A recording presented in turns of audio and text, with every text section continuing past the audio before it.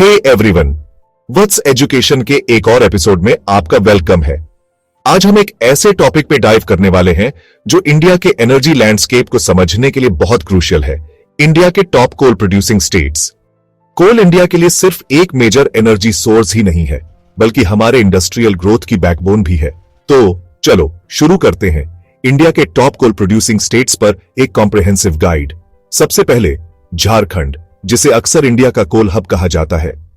झारखंड देश का सबसे बड़ा कोल प्रोड्यूसर है, जहां जरिया, बोकारो और धनबाद जैसे मेजर माइंस हैं।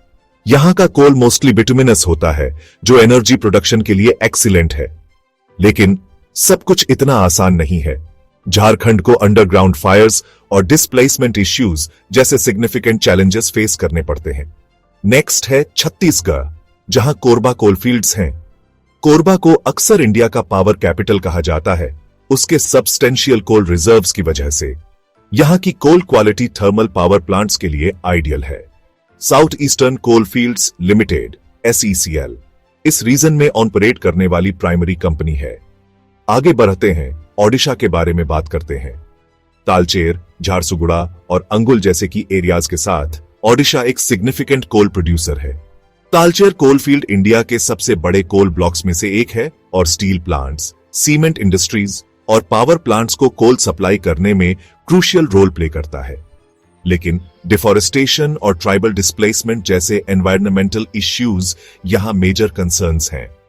हमारा अगला स्टॉप है वेस्ट बंगाल और उसके हिस्टोरिक रानीगंज कोल फील्ड्स। क्या आपको पता है, रानीगंज इंडिया का पहला कोल फील्ड था, जहां 1774 में कोल डिस्कवर हुआ था। कोल के साथ साथ यहां मीथेन गैस भी प्रोड्यूस होती है, जो इसे काफी यूनिक बनाता है। अब चलते हैं तेलंगाना और आंध्र प्रदेश, स्पेसिफिकली सिंगरेनी कोल फील्ड्स की तरफ।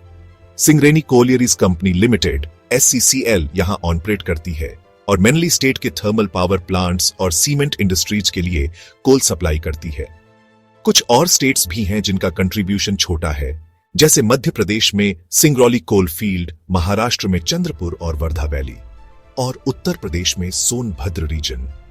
भले ही उनका कंट्रीब्यूशन कम हो, लेकिन रीजनल डेवलपमेंट और लोकल इंडस्ट्रीज में उनका रोल सिग्निफिकेंट है। तो इंडिया में कोल प्रोडक्शन इतना इंपॉर्टेंट क्यों है?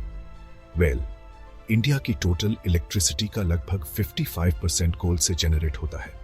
इसके अलावा कोल इंडस्ट्री लाखों लोगों को डायरेक्ट और इनडायरेक्ट एम्प्लॉयमेंट देती है।